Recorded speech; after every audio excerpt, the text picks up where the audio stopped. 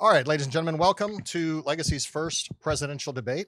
We have four students who have agreed to represent different parties that are on the ballot here in the state of Texas.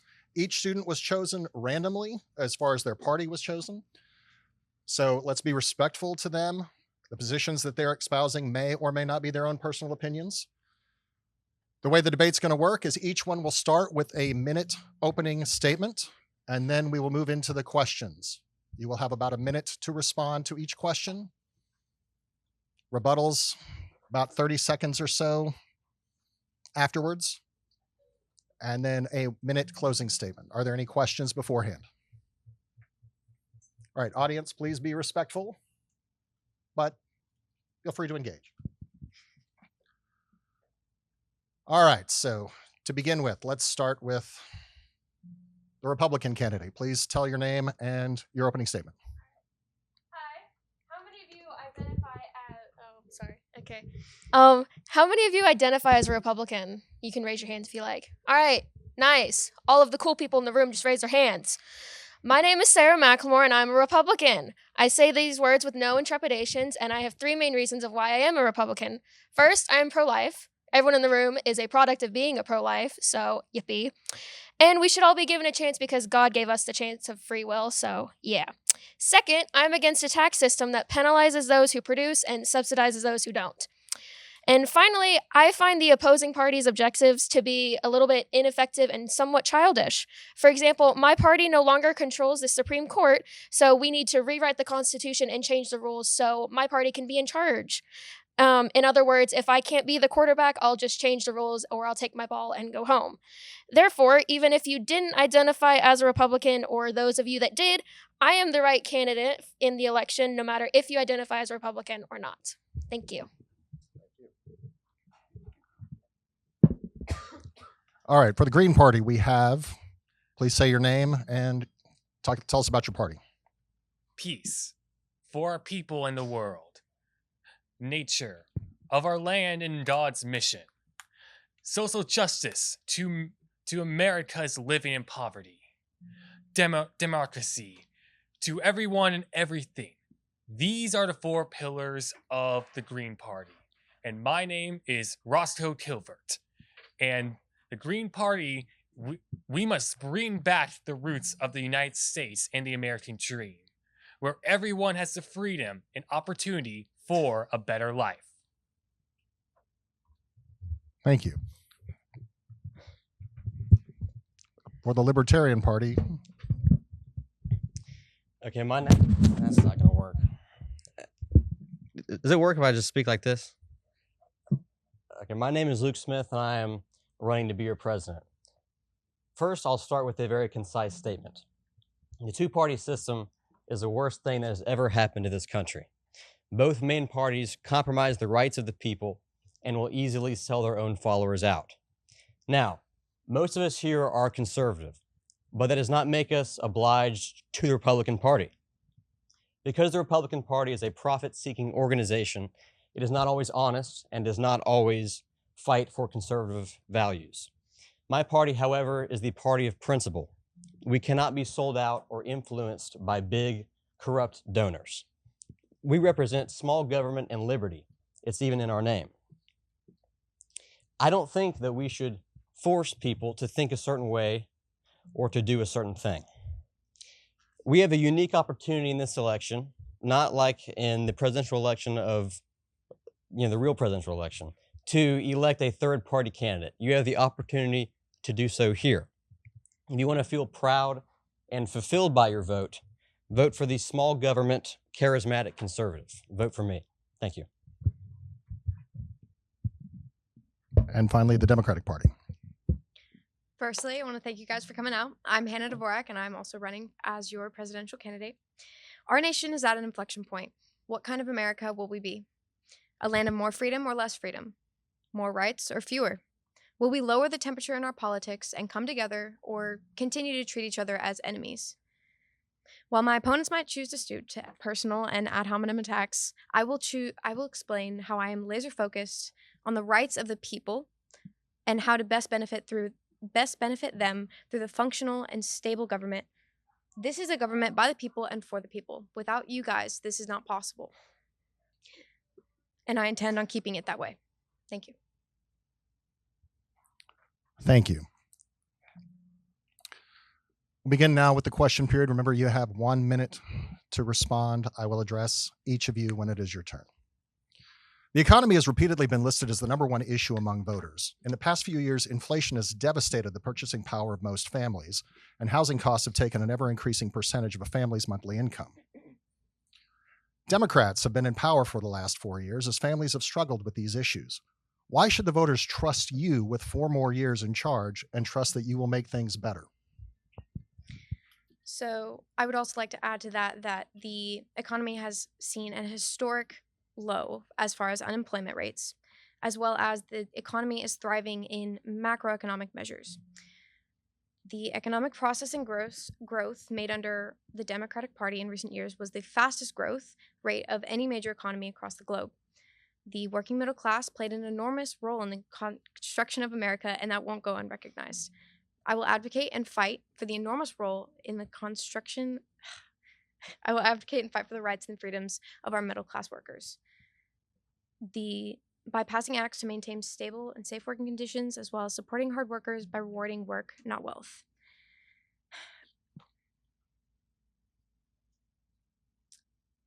Thank you. Thank you. Republicans often push lower taxes and deregulation despite an ever-increasing national debt. Some Republicans have discussed raising tariffs that many economists have stated would greatly hurt the economy and increase prices at a time when many families are already struggling. How would the Republicans attempt to fix the economy? Well, as a part of the Republican Party, all citizens should have the opportunity for economic prosperity, and that includes a secure, high-paying job for everybody, not just those in certain situations or circumstances. And to do that, you need less regulation on businesses and on industry so that they can prosper and provide those high coveted jobs. And whereas sometimes other parties will want to have um, the middle class or some of certain standards have more rights than the upper high of the hierarchy of businesses. And that can lead to unions, and unions are not always the greatest of things. And then that can lead to way too much controversy and a bunch of hysteria that can create problems with the economy. Thank you. Thank you. The Libertarians often call for an elimination of the minimum wage, as well as calling for government to have a more hands-off approach to the economy. In a time when people are struggling, why would this be a good idea? Well, first of all, her version, the Republican version of capitalism, that benefits the rich, and Democratic version of capitalism benefits the poor. We believe in benefiting everybody.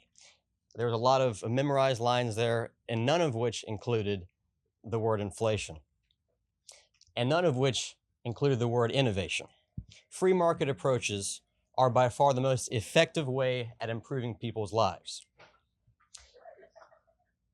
If you let people run their businesses the way they want without government regulation, it paves the way for innovation and creativity to create tremendous value for consumers.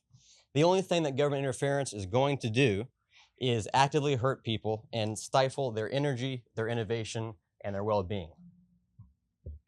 That's why you need a hands-off approach. Thank you. Finally, the Green Party strongly pushes environmental issues.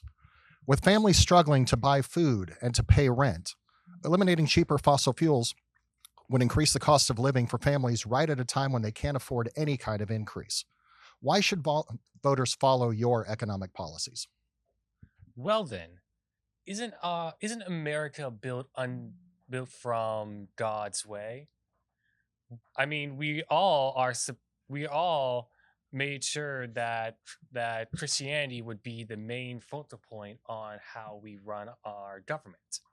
And one crucial thing in the Bible is the creation mandate, where we're supposed to have dominion over the earth and take care of it, even if it might be hard or difficult.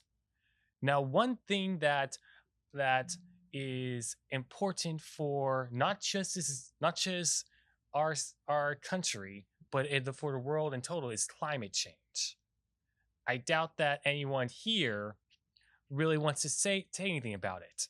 However, the Green Party will. And we believe that the safety of a better world and to focus on the Lord is better than sacrificing some material gain. Thank you. Thank you. There will be a brief moment where you may address each other's points, should you desire to. First of all, thank you. Okay, first of all, I appreciate the desire you have to fight for a more sustainable and a better future for this world. I appreciate that, but you kind of talked about towards the end there, let's not focus on material things. Well, all these other things are things that are directly impacting Americans right now. It is such a long-term concept you're thinking of. While it is important, we have so much time to reverse it that we need to prioritize the things that are affecting us right now. And then if there's a surplus in the money we have, sure, we can try to fight that. But to make that the focus of your entire party and your entire cause is the environment. There are so many other issues. You can't cast that narrow. Thank you. Your time has expired. Thank you. Would you wish to respond? Yes. While it is true that we still need to care for material things in our life, one thing that has been tormenting not just our country, but the world as a whole is a loss of purpose. And in order to remain to keep America in the light, to keep it as a beacon of hope, we must show examples to the world that we care more about ourselves, even if that includes listening to God's word and following his dominion on keeping the world better by reducing fossil fuels and finding new ways to use energy. Thank you. Your time has expired. All right, let's move on to the next question. The nation is currently very divided these days over a variety of cultural issues, from trans athletes to LGBTQ plus representation and ideology, to people's sincerely held religious beliefs over the issues, as well as abortion and right to life. For the libertarians, you typically prioritize individual freedom on many of these issues. How does your party expect to respect individual freedom around gender identity and religious issues while minimizing government involvement? Well, generally, causes and philosophies are for the people to fight for, not the government. We aren't going to solve social issues with laws. It's never worked before and it won't work now. So if we have a cause or a philosophy that we want to push or fulfill, for us it would be Christian philosophy, that should be a movement of the people. It shouldn't be done by the government. So it's great that we want to make these changes, but it's not necessarily done with laws. For trans stuff like you talked about, that gets to a point where it could be harmful, and that falls under our umbrella of things that we want to eliminate with government interference. So I do not support men and women's sports and vice versa. That kind of stuff, it gets into the harm category. But generally, for movements, is this stuff good? Is it moral? That can't be determined by the government. It can only be determined by the people. Thank you. The Green Party promotes the idea of social justice and inclusivity.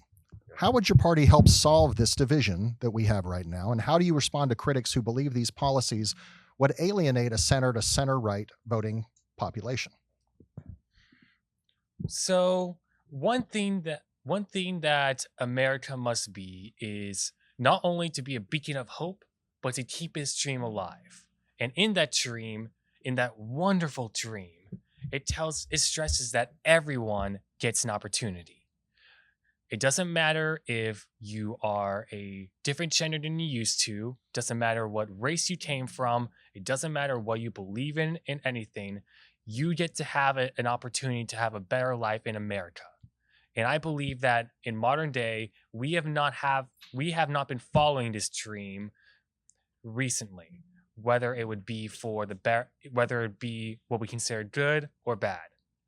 I believe that if we focus on social justice and inclusivity in more things, like in the government, in businesses, in everything, that would make us greater as not only a country, but as an image for God.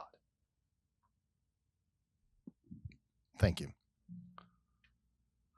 The Democratic Party has been at the forefront of these issues over the past few years. Indeed, some may say it has been the driving force behind these divisive topics and pushing for the silencing of opposing voices. How would your party, if reelected, balance the driving of these issues with the concerns from communities that feel their parental rights or religious freedoms are being trampled on? I believe that those in America deserve freedoms and rights that are inherent with that title. That those who... America is based off of individual autonomy under a government that brings us into... that unites us. Denying somebody the ability to choose their own plans for their body infringes on their own personal freedoms and, quite frankly, their autonomy, treating them as less than full participants in their own lives. Could you repeat the question one more time? Yeah, Just make sure I'm answering everything. how would you address the pushing of these issues and the solving of these issues while respecting the rights of parents to make decisions about their own children and people's sincerely held religious beliefs? I believe that each and every decision involved in this scenario, in these scenarios that fall under this category, can be solved and can be chosen based off of a family's individual beliefs. I'm not saying that every family is forced to agree with abortion. It's optional. This is not something, it's simply giving everybody in this country the choice, the freedom, the individual autonomy that they deserve whilst being in America. Thank you. Finally, the Republican Party claims it champions traditional religious values and families. Some, however, feel your policies trample on the individual rights of women and other traditionally disadvantaged people, including the LGBTQ plus community. How would you respond to this and apply to a divided electorate? Could you repeat the middle half of that question? Yes, some feel that Republican policies tend to trample on individual rights of women and other traditionally disadvantaged people, including the LGBTQ plus community. How would you respond to that accusation, and how would your policies apply to a divided electorate? Okay. As a part of the Republican Party, we are members of a greater foundation, one that we were given to us by God. And part of God creating us is not allowing something of a sort of mental defect to allow us to think that it's okay to change the way that we are or the feelings that we might have for others that we love. It's not safe in sports specifically to have others in other different genders competing against other people. It diminishes your self-esteem whenever a very strong, probably 6'6" male comes into a female category and blows everybody. Whereas we're wanting the country to be strong and powerful people, but bringing in others that are not biologically women into those categories diminishes the strong, powerful people we're trying to bring up into the country. Your time has expired. Thank you. Yes, please.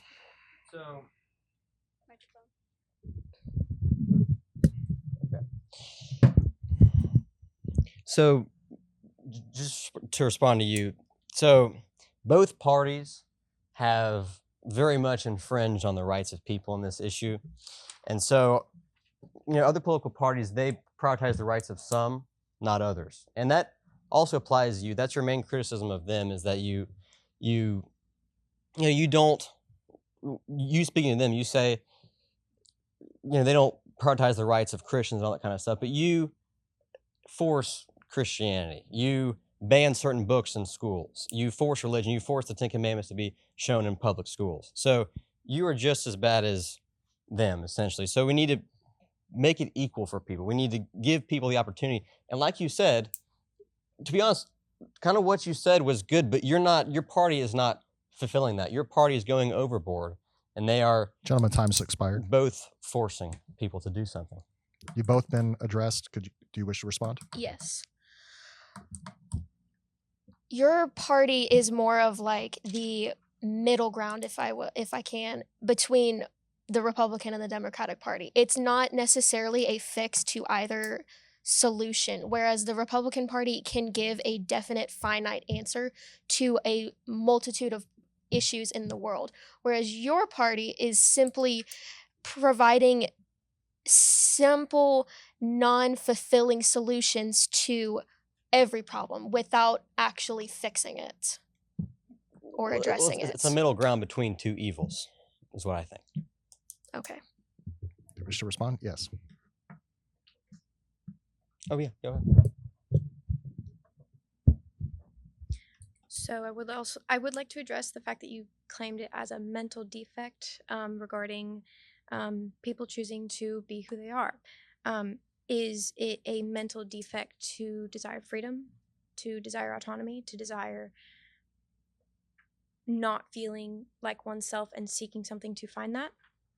I would also like to say to the libertarian, where's the line drawn between social and government, between issues that can be resolved socially and those that the government must resolve? Yeah, that actually exists in our party. If there's harm to the people, which I've already spoken about in the trans issue, if there's harm to the people, or a person has been fraudulent against, that's where we get involved. But in social issues, it's very clearly defined what physically harms a person and what frauds them of something, and what is just a moral movement. That's very clearly defined. Your time has expired. Okay.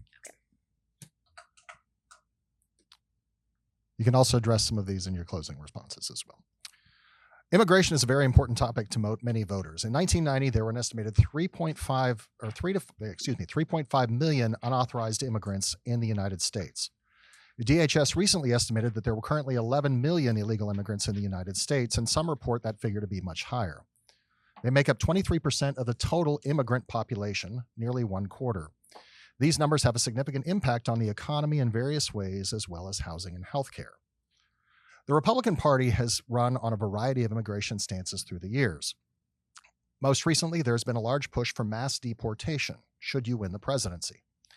Given the large number of unauthorized migrants in key areas of the economy, such as construction, how would your party balance border security and deportation with the needs of businesses and the economy on labor?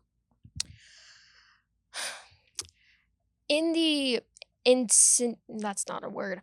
In the circumstances that we are currently in, there has been some deaths. Sorry, I cannot speak. There have been some deaths with illegal immigrants in construction recently, even a mile from where we are currently. And that's a problem. People are dying, and they're not even legal here. And it's more just that we need a better system for immigration, and it needs to be systematic and controlled with proper guidelines. And it can't just be that we have open borders allowing anybody to come in, because then that brings in who knows who into what we want to be a safe and protected country. And the policies in place now with the current governmental position in office have not only invited, but they've enticed illegal immigrants to come in, and it's made a flow of illegal immigrants even greater than it has in the past. And with illegal immigrants coming in, it allows more crime, and then the crime is manifesting into people who are here, and it's making more crime throughout the country. Thank you. The Green Party stresses humane immigration policies and respecting the rights of migrants over the ideas of borders. Given that mass immigration causes an increase in the need for natural resources, as well as increased housing that can have large environmental impact, how would your party balance its various stances on this issue? Well, it's true that having so many immigrants going to and from America could be taxing to our resources. One thing that the Green Party stands is that, just like before, America's dream, and where that everybody gets a chance for a better life in these sacred grounds. Most immigrants are coming into America not because they want to cause harm, but because they have nowhere else to go. However, they're considered illegal because of the restrictive stances that are put onto them to this day.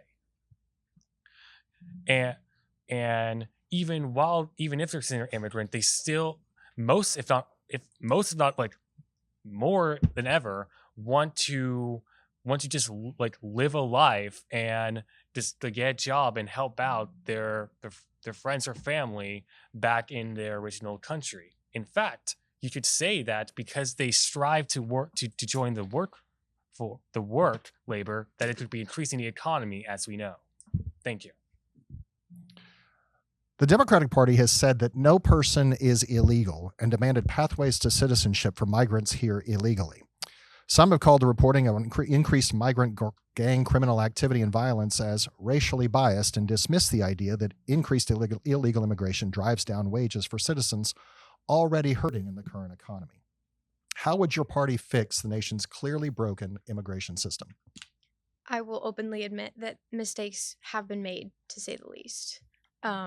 If I'm elected, I promise to push Congress to provide the resources and authorities needed to secure our border.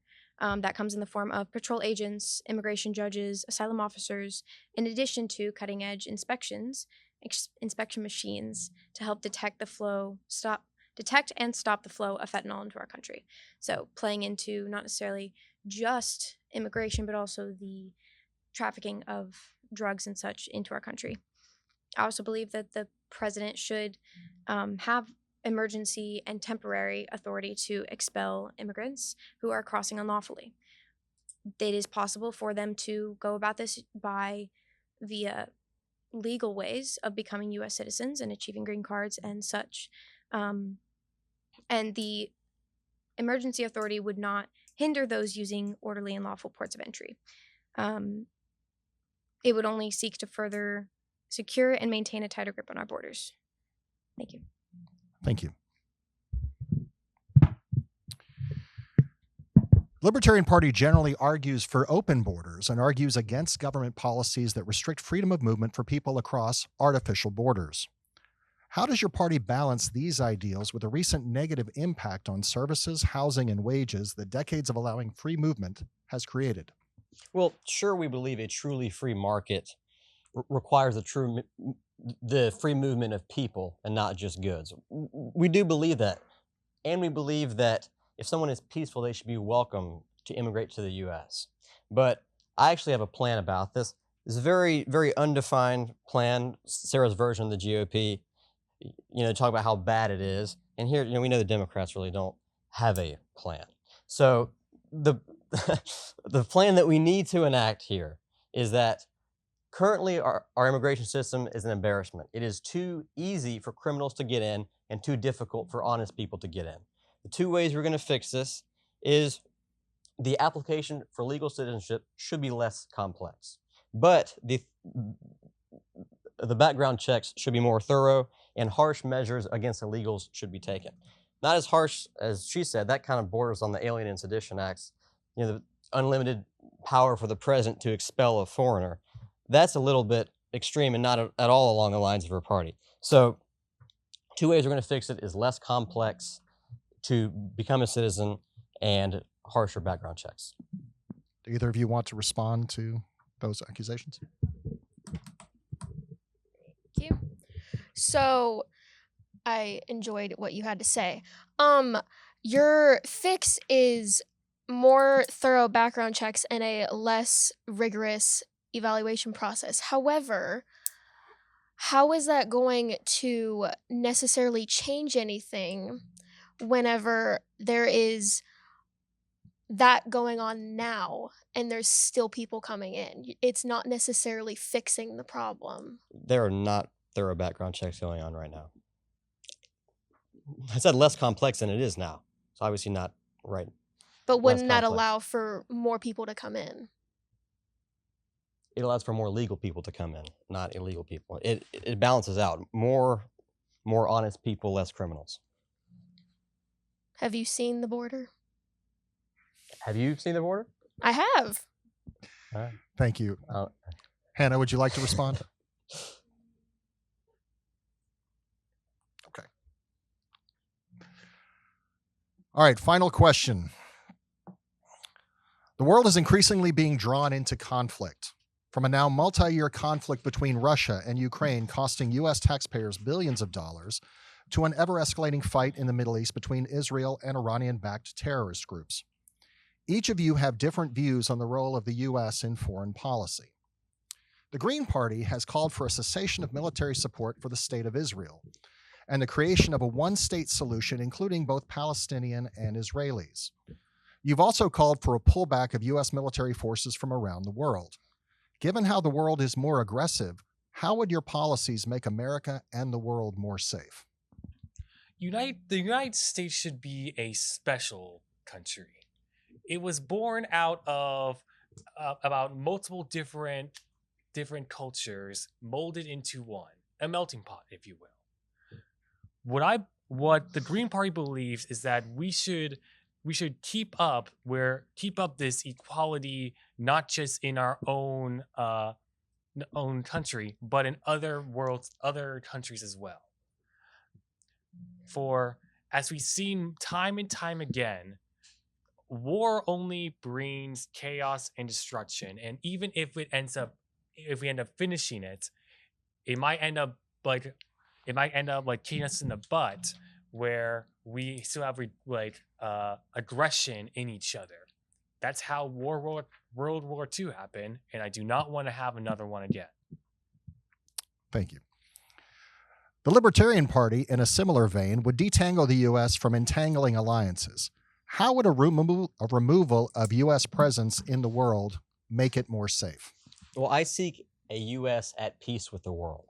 And however, not the purpose nor the foremost desire of this government should be humanitarianism towards non-constituents.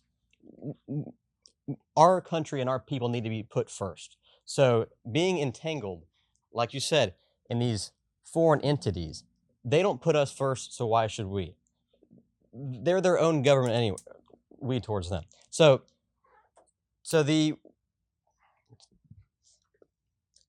in foreign policy, we need to stop over-involving ourselves and stop picking sides. Let's just imagine if China or Russia had a military base in Montana or Texas. How do we feel about that? It's not only bad for them, but it's bad for us. War is only justified in defense. So there will be times where we need to defend ourselves. So wasting our money and our resources and getting our military war-weary, all that's going to do is ill-prepare us for the times where war is necessary and we do need to be involved. Thank you. The Republican Party has long been a supporter of the United States military as well as a staunch ally of Israel. Considering the billions of dollars flowing into the Ukrainian conflict and Israel's increasing reluctance to listen to U.S. advice in its war on terror, how can the United States continue to pay for these conflicts, and would a Republican administration get us into war with Iran? We are looked at as a strong and together country in this day and age, whereas instead we should be cunning in projecting our strength to other countries. And anytime that we are involved with foreign policy, we are always trying to benefit the country that we are helping. When Trump was in office, before the hysteria was these past 4 years, it was the only time whenever there was no war going on in the world. And the minute that the power is switched to a different party, there is terrorism attacks and wars in other countries and a whole bunch of other things that are just terrible on the earth. The October 7th attack on 2023 with terrorist attacks. And who was in office for that? The Democratic Party. The Democratic Party was also in office the year before 9/11 happened, and part of the reason why things were allowed to happen in 2001. And so if we make sure that we are a strong and together country and not sticking our nose into every opportunity that comes knocking, then we can protect ourselves and everyone else. Thank you. Thank you. The Democrat Party has traditionally been anti-military. While support for Ukraine has been high in the current administration, there is an undercurrent of what some would call anti-Semitism in different wings of the party, which has hindered support of Israel. Considering the current administration's support of Iran and the disastrous exodus from Afghanistan, what can voters expect regarding foreign policy with 4 more years of Democratic leadership? Could you repeat the first half of that question? The Democratic Party has been traditionally anti-military, and while support for Ukraine has been high in the current administration, there's an undercurrent of what some would call anti-Semitism within the party, hindering its support for Israel. So considering the support in the current administration for the nation of Iran, Israel's enemy, what can voters expect regarding foreign policy with 4 more years of Democratic leadership? Even in scripture, we are called to look out for those underneath it. No, we're called to look out for those who cannot look out for themselves. That's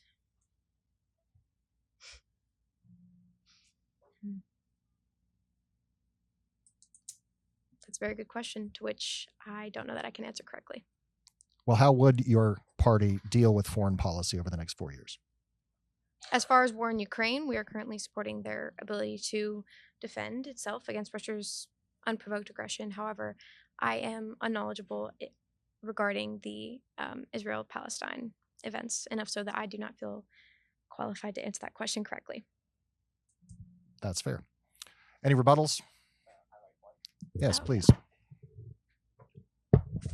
And then For we'll the begin our closing Republican statements. Party, you see that when Trump was president, America was a strong and connected party, no? What a country, no? Well, in reality, we've been facing racism, and anti-Semitism, and even more hateful things throughout the country, and I just want to let you know that. All right, we're going to move on to our closing statements as we're running short on time. So try to keep them to about 30 seconds if you can. Okay. We'll start with the Republican Party. Okay. Citizens of Legacy and those passing through the hallways who have not listened to this debate. After the last 30 minutes of this debate, and based on the solutions of all of the topics that were discussed today that I've spelled out and the mutually beneficial outcomes that were derived for all of the parties, I humbly say that there is only one candidate worthy of your vote, which would be myself. While my fellow candidates have given tolerable answers and tried their best to make their parties look even remotely considerable, I hope you see that the party's flaws and the lack of their success over the years when they have been in office or not been in office. With my views of pro-life and not changing rules when they are no longer for me, I can confidently say that I'm the best candidate for this election. Thank you. Throughout this meeting, the other candidates cared only about their own motives. However, the Green Party and my motives are for each and every one of you. Instead of being better than everyone with fancy clothing and such, I partook in your school's costume event to show that I am a part of you all. While the Green Party may not be the most well known, I can say with no doubt that the party is for you. Let Legacy be green. Okay. Voters, I hope you were able to discern a clear difference between me and the other 3 candidates, only one of which is moderately conservative and none of which have the charisma or strength of mind to lead this country. The GOP, all you're running on is that we are all conservatives. All you're running on is the environment and overemphasized cliches, and you're running on the last 4 years, which have been a disaster. and you don't have an entirely full idea of foreign policy. So I believe in principle, and so does my party. I believe in the ideals you believe in and honest means through which to achieve them. Like I said before, we have a unique opportunity to elect a third-party candidate here. Take advantage of that opportunity and vote with your conscience. Vote for me. Thank you. Got it. While my opponents may seek to sully my name with the actions of my predecessors, I will not stop. I will not stop fighting for this country tooth and nail. When in truth, I do admit that mistakes have been made in the past, mistakes made by those affiliated with my party. But I'm ready to right those wrongs and fight for the advancement of this fine nation. I do think that there is a little bit too much wiggle room given to the Libertarian Party. You opt for, yes, you have stated that. Sarah believes in the infringement on individual freedoms. That's what it boils down to. And I do believe that the Green Party may be for the people, but I do think that under the Democratic Party, you will be given more freedoms than under any of these parties. Thank you. This concludes Legacy's first presidential debate. Thank you all for your work here. Thank you all for attending.